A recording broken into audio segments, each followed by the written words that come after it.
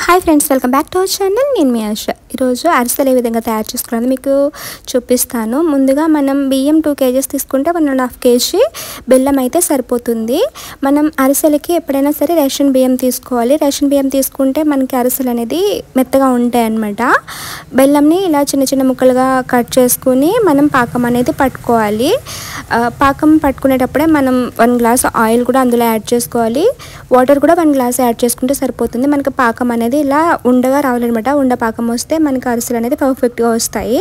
ఇప్పుడు పాకం వచ్చింది కదా, ఇందులో మనం బియ్యం పిండిని కొంచెం కొంచెంగా యాడ్ చేసుకుంటూ సలిమిడి అనేది ప్రిపేర్ చేసుకోవాలి. బియ్యం పిండి ఎప్పుడు కూడా తడిగా ఉండాలన్నమాట.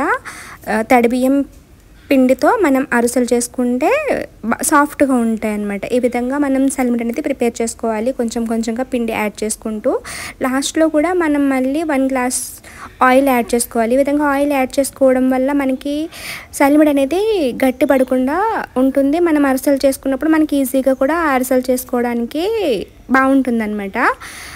ఇప్పుడు మనం అరిసెల్ని ఈ విధంగా నేనైతే ఆయిల్ కవర్ అయితే యూజ్ చేశాను. ఆయిల్ కవర్ యూజ్ చేసి అరిసెలు అనేది చేసామన్నమాట. ఈ విధంగా మనకి అరిసెలు అనేది పొంగితే మనకి అరిసెలు పాకం పర్ఫెక్ట్గా వచ్చినట్టు. ఈ విధంగా అరిసెలు ఉంటే మనకి అరిసెలు సాఫ్ట్గా ఉంటాయి అన్నమాట. ఈ వీడియో కనుక మీకు నచ్చినట్లయితే లైక్ చేయండి, షేర్ చేయండి, సబ్స్క్రైబ్ చేయండి. Thank you for watching.